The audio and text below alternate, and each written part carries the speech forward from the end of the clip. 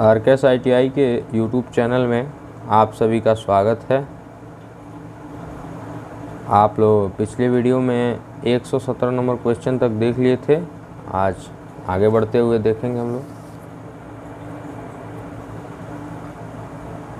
प्रतिक्षेप के बाद आर्मेचर के लिए किस प्रकार का परीक्षण चित्रित किया गया है। ये जो चित्र में दिखाया गया है वह किस प्रकार का चित्रण है। तो ये जो चित्रण होता है ये होता है लघुपथित कुंडलन परीक्षण।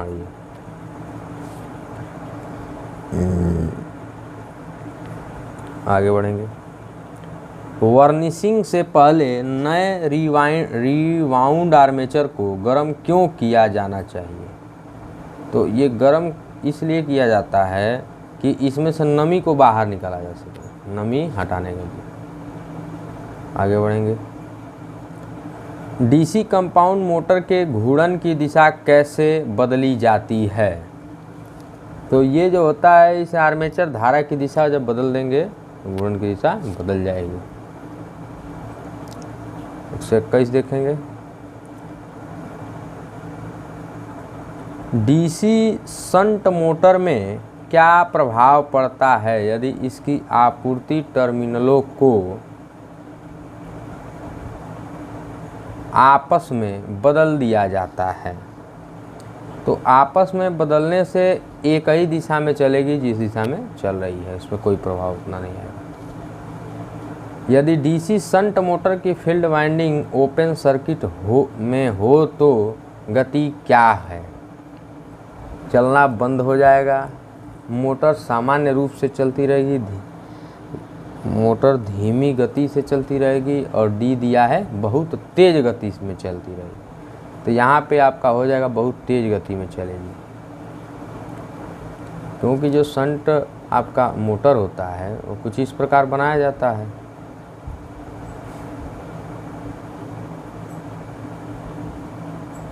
जब ये ख़त्म हो जाएगा तो सारा जो सभी धाराएं तो इसी में आएंगी, जब इसमें आएंगे तो इसका स्पीड बढ़ जाएगा।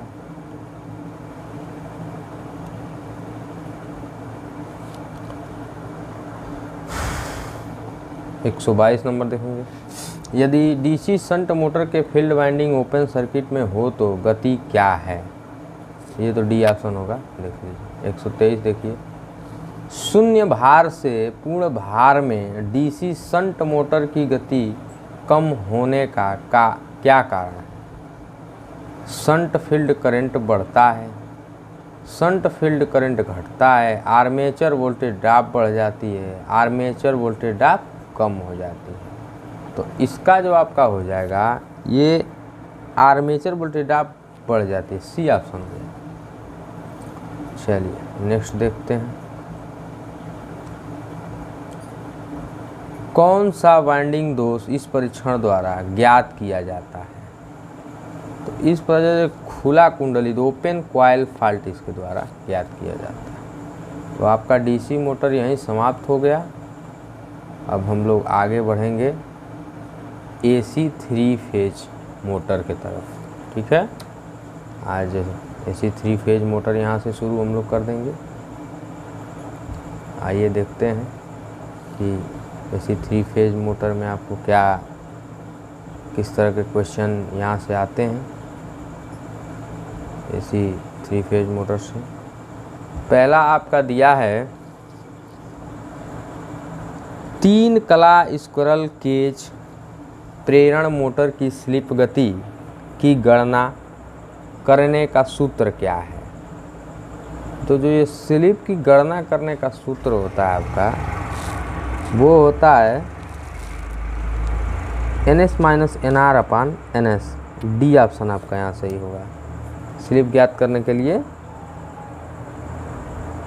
आपका डी ऑप्शन यहाँ हो जाएगा।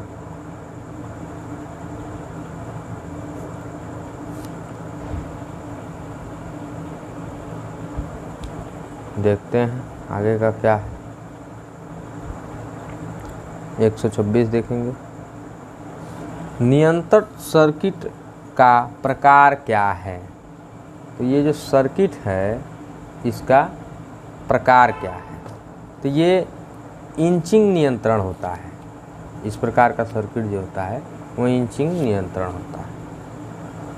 चलिए आगे बढ़ेंगे।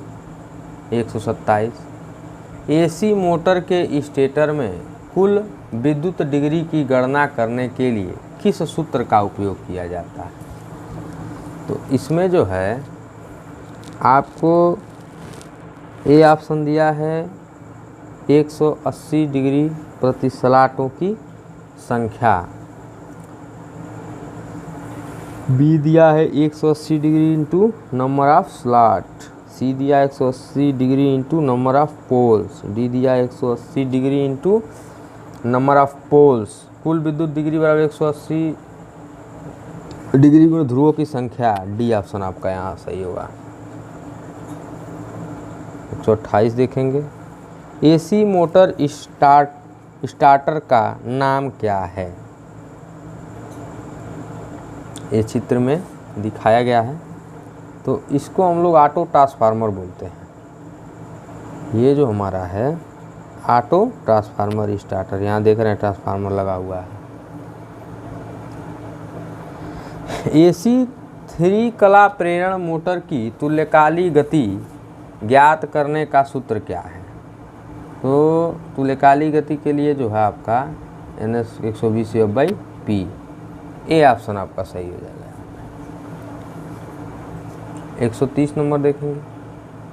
पूर्ण लोड पर 10 HP 3 कला प्रेरण मोटर चलाने के लिए फ्यूज दर क्या है? तो इसके लिए जो फ्यूज दर होगा वो होगा 25 एम्पियर, सी।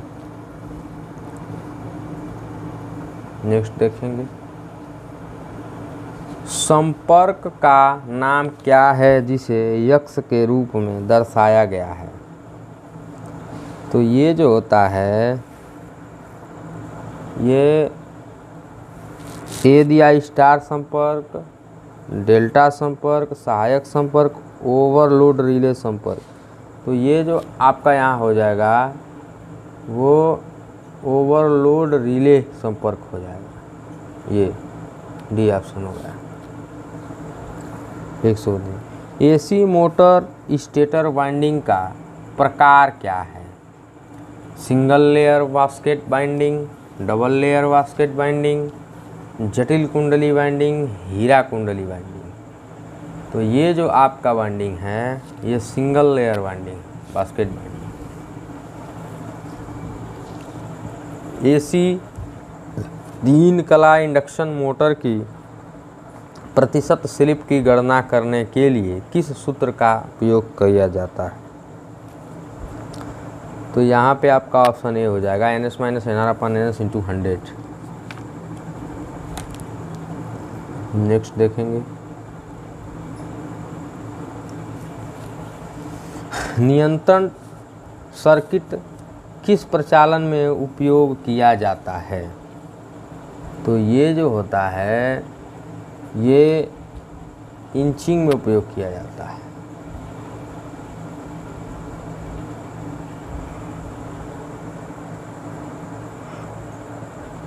नेक्स्ट देखेंगे। 3 कला मोटर में बाइंडिंग के बीच कला विस्थापन क्या है? 3 कला के लिए आपका जो कला विस्थापन होता है वो 120 डिग्री होता है। एक्स चिन्हित भाग का नाम क्या है? तो एक्स से जो चिन्हित भाग है इसे हम लोग बोलते हैं स्लिप रिंग, ये डी ऑप्शन हो जाएगा।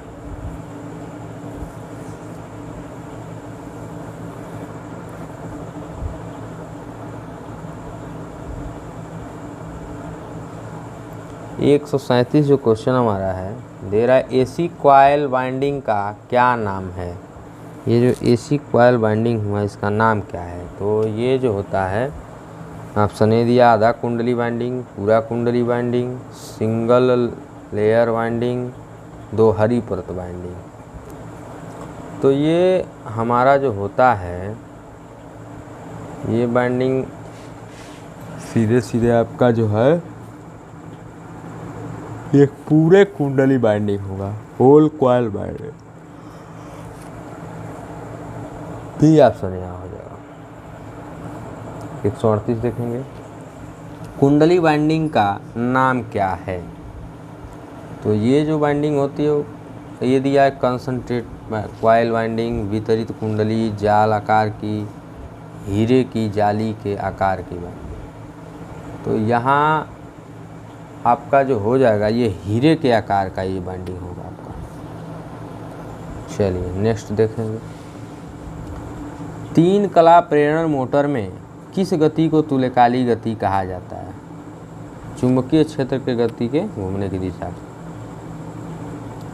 स्टार्टर प्रतीक का नाम क्या है? ये जो प्रतीक दिया है इस स्टार्टर का नाम पूछ रहा है आपसे। तो इस स्टार्टर का नाम जो होता है ये ऑटो ट्रांसफार्मर होता है। वाइंडिंग मशीन के भाग अक्ष को चिन्हित करें। ये जो भाग अक्ष है ये अच्छी तरह हम खुद नहीं समझ पा रहे हैं, इसलिए इस क्वेश्चन को स्किप करेंगे, आगे बढ़ेंगे। 6 पोल स्टेटर मोटर की विद्युत डिग्री क्या है? तो यहाँ पे 180 × 6 कर लीजिए, यहाँ हो जाएगा 720 डिग्री आपका है, बी ऑप्शन हो जाएगा।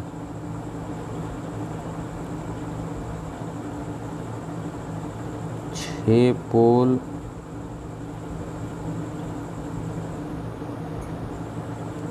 सॉरी एक मिनट, 6 पोल जो होता है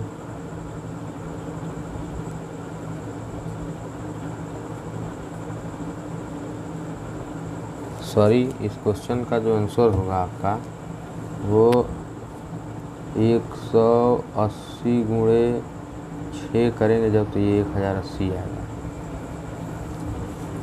तो आज के लिए हम लोग इतना ही रखेंगे, मिलते हैं कल नेक्स्ट वीडियो में। आप लोग वीडियो को शेयर नहीं कर रहे हैं ना लाइक कर रहे हैं, आप लोग से रिक्वेस्ट है कि वीडियो को शेयर कीजिए, लाइक कीजिए, कमेंट करके बताइए वीडियो आप लोगों को कैसा लगा। चलिए धन्यवाद।